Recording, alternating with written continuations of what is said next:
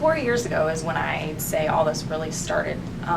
What happened is that my department, the PR and marketing department, was looking at the community event schedule, and we noticed that our community events were getting less and less and less. We tried to put together more community events, but our attendance never really grew. We just weren't really having success in our mission to educate the community on healthcare related topics. I thought, what would be different? What could we change? What would make somebody like myself or my friends, young moms, take time out of their day to attend a hospital-sponsored something, a seminar, an educational presentation, anything of that nature? And what we found, or what we determined, is that most young moms in particular don't do anything for themselves. It's all about our kids. So you invite me to a program, I have no bones about skipping it, but you invite me to something that's relevant or pertains to my children, obviously that's my highest priority.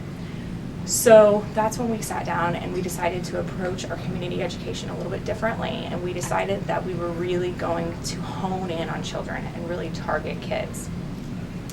From that decision, we brought together some key players. We brought in 3 to 5 representatives from the hospital, key people including our dietitian, our community educator, of course the PR and marketing staff, and then we brought in the University of Illinois Extension Office. They have a wellness program that they run, and so we brought them in to support us. And then we also partnered with the schools. It was almost more of us pitching a program to the schools. At first, the first year was that way. And then as we grew the program, we involved them more in a dialogue of what can we do differently, or what would you like to see from us? And of course, the product of all that effort is our Healthy Schools program. The Healthy Schools program was built with 2 components. There was a component that focused on physical activity and a secondary component that focused on nutrition. And so these 2 pieces are really what built the Healthy Schools program, with the intent of overall child wellness, decreasing obesity, increasing activity level, and just really giving these kids an understanding of what healthy eating and activity meant. The programs go into concepts that maybe they just don't get exposed to at homes. Obviously foods that are processed, carrots that have to be peeled, things that you have to make as far as mixing ingredients before you can eat them, not just warm up in a microwave. And so that's really what we were wanting to do, is expose these kids when they may not be exposed to it anywhere else. Again, with the overall goal of combating and fighting obesity. So the physical nutrition component was brought in through a program we called Break Boxes. We used an existing program template called Pathways. It was done a number of years ago out west, and actually implemented for an Indian reservation. They had a huge curriculum, but the only component we pulled was this break box idea. So we took index boxes, and they were full of little quick exercise breaks. We built these boxes, and we provided 1 to each classroom. With that then, they got a boom box and some starter music to kind of make it fun. And the idea is that if these kids could do 1 to 2 brain breaks, if you will, a day, then by the end of the week, we've actually added like an extra PE or physical education class for that week.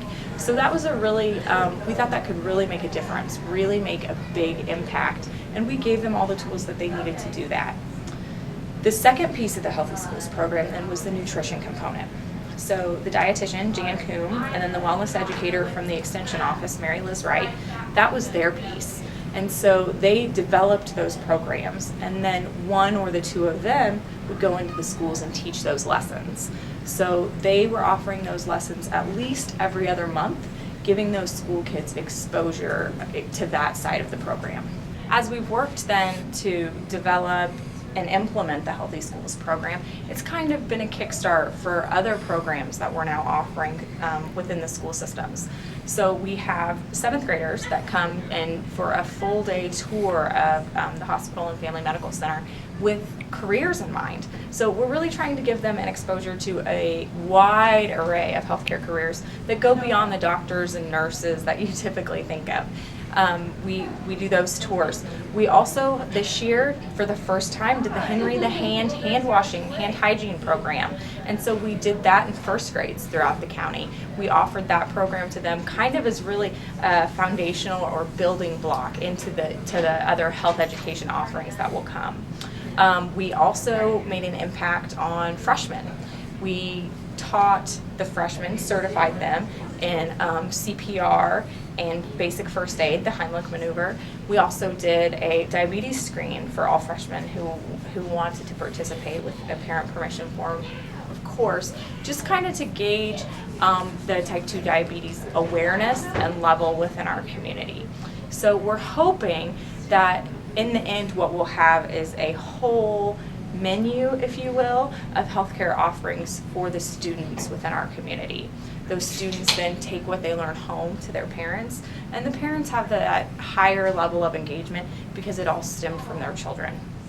Okay, the health and nutrition of the students and children population of Unit 20, which I serve, and that is specifically Clark, Crawford, and Edgar counties in East Central Illinois.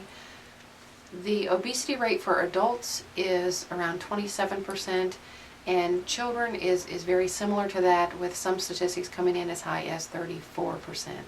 This is a problem that we need to address, and Extension is proud and delighted to be a part of this program that addresses this very important issue.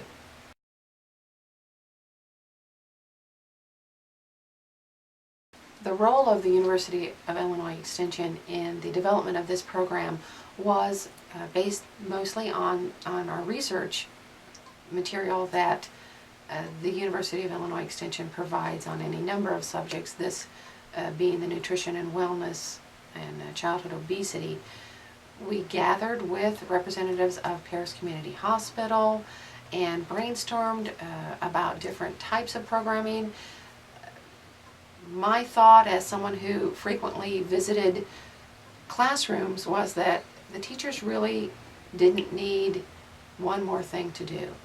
And so if we wanted to be part of the solution of childhood obesity, both University of Illinois Extension and Paris Community Hospital then needed to find another way to help the teachers and entertain and educate the students for a lifelong educational opportunity, a lifelong habit, skills that they can use then to become healthy adults.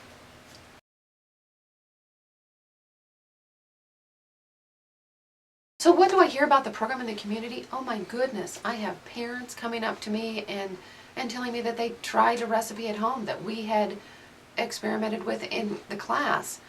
Currently I'm helping with a couple of the classes in one particular school, delivering our nutrition component of this program, and the students are excited and enthusiastic, and for them to take the information home and then recreate the recipe at home tells me that it's important to them, that they enjoyed it, and it's such a bonus for them to share what they've learned back home with their families.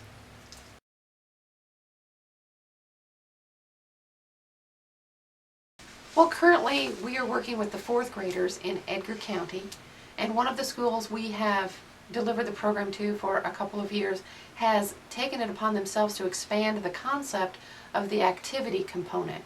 They have placed posters with activity suggestions for the teachers and students. They are incorporating wellness tips into their health classes.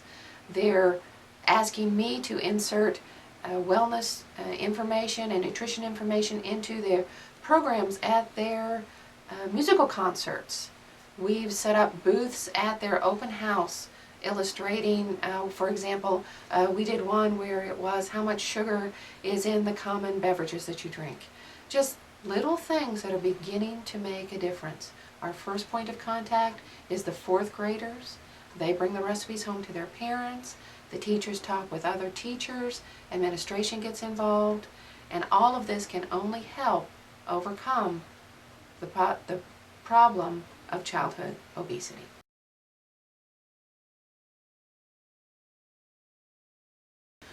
Well, my goal in particular for the Healthy Schools Initiative is for it to be sustainable, for it to continue to provide that good research-based nutrition and wellness information to the students of Edgar County.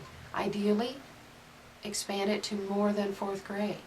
You know, perhaps hit the primary grades, middle grades. We could do more with junior high than we have been doing. And this can then act as a catalyst to enhance and enrich the wellness opportunities and the wellness initiative that we are beginning to see in our communities. Our community has some opportunities. We're working right now on a bike or a walking trail around our community. So those are the things that if a child is enthused and catches fire in 4th grade about a particular topic, they're more likely to sustain that throughout their life. If we can teach them to eat well as a 4th grader, they will be less likely as a parent to feed their children poorly.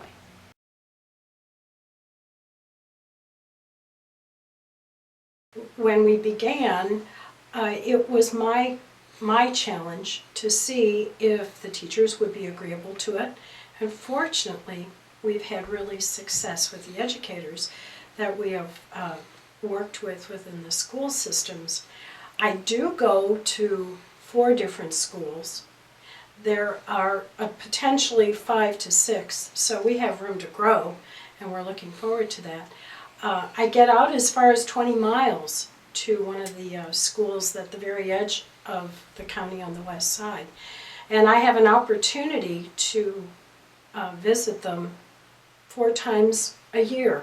That's kind of been the way we've built the structure of the program. And with each different class session, I try to build on the one prior and then try and come around at the end of the year with a total picture of the nutritional aspects I'm trying to share with those 4th grade students. The whole concept of this is to give young people a chance to understand all the different facets of nutrition at their level of understanding. So the first session, we meet and we peel carrots.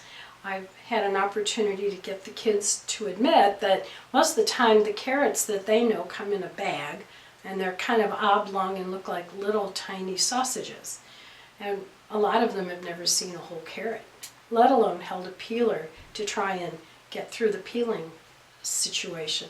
So that's an explore for them at the beginning of the year. Then the next session, I like to bring in hands-on, again, the opportunity for them to work with a whole, complete grain.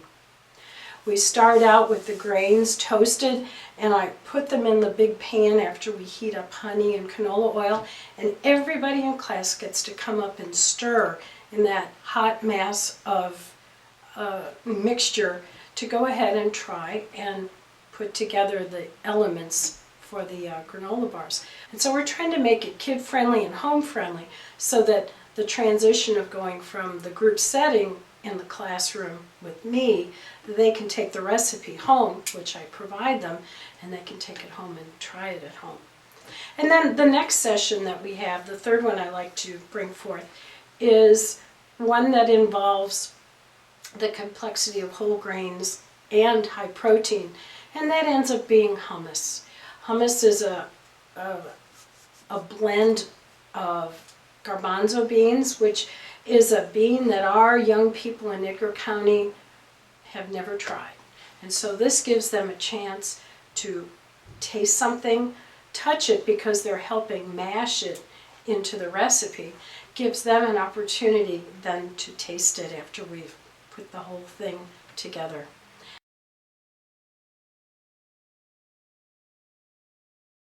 And then our last class that we will do will be a summation of all of them. And at this point, I wouldn't mind adding another class, but I haven't been able to get together the funding to do that. And so if I have that opportunity, I would like to broaden it out. I have a couple other ideas up my sleeve for hands-on expression with these young people, but that'll just sort of sit tight in my mind until I see that we can move to the next step.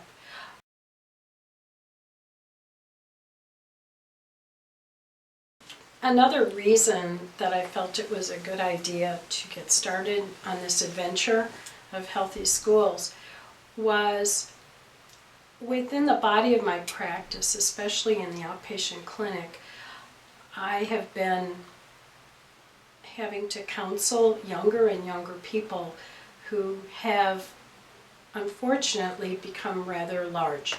And they've not reached their growth spurt through the benefit of puberty yet, but yet they're carrying a lot of extra weight. And of course, the national statistics show that those young people who have that incidence of obesity, even at its mildest levels, if they carry that on through puberty, it's really, really much more, it's impossible, almost impossible to outgrow it. The part I can play is give them an opportunity to touch and handle food within their home, within the school when I am with them, to see if they might become more comfortable with it and possibly even prefer it over some of the other foods that they've maybe had a chance to eat, and maybe eat more than they want to, for the best part of their health, for the best benefit as they grow.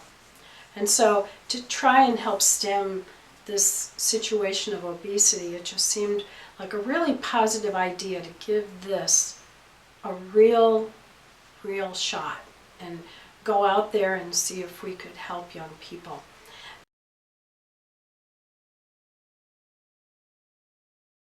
And the beauty of all this is, because I've gone to several different schools in the county, and a lot of people that even work within this facility, they have children in those schools. And grandmothers have come up to me and said, "Jan, my granddaughter Lily was in class with you and she's reading food labels now."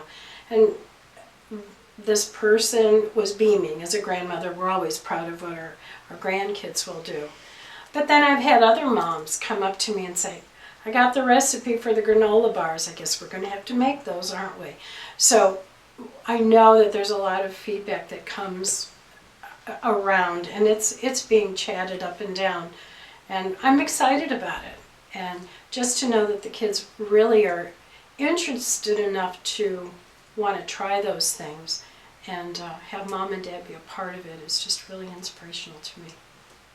As a teacher, I am bombarded with people who want me to implement new programs in my class. And I'll be real honest with you. A lot of them, I turned them down because I simply do not have time in my curriculum. This one, however, I make sure I include in my curriculum. I'm a strong advocate of good nutrition and a healthy lifestyle. And this nutrition education program fits perfectly with what I want my students to learn. I'm also participating in the child obesity initiative, and I like lots of physical activities so my students learn that being physically fit is an excellent part of their education. And the last part of this program that I enjoy is the good decision-making model. These students are 4th and 5th grade.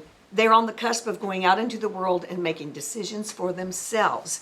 If they learn at this age what choices of food are good for them and what choices of activities are good for them, then we're setting them up to be successful young adults. One of the best results that I have seen is my students not being afraid to try new foods. I have 4th and 5th graders. At this age, a lot of them go home by themselves for a short while before their parents get home from work. And what I see is they're not afraid to try new things, and they're not afraid to try highly nutritious things. I hear from students and parents alike that their children are asking for things like hummus. Mrs. Jan gave us the recipe for that, and I have students who now put hummus instead of dip in their lunch boxes once a week. Much better nutritional choice. One of the main reasons why I let this program come into my classroom is because I personally try to maintain a highly nutritious and healthy lifestyle. I see myself as a role model for my students, and I want them to learn how important that is. You know, we know a lot about the cycle of poverty. The cycle of poverty often includes malnutrition. And in the district where I teach, we're almost 63% low socioeconomic. I want my students to learn that there are cost-effective foods that will feed their minds and their bodies, not just fill them up.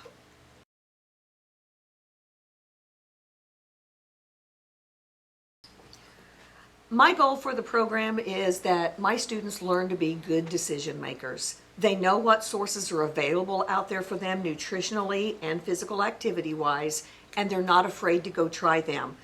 If they do those things, I don't think we'll have to worry nearly as much about childhood obesity because they'll be physically fit and active students.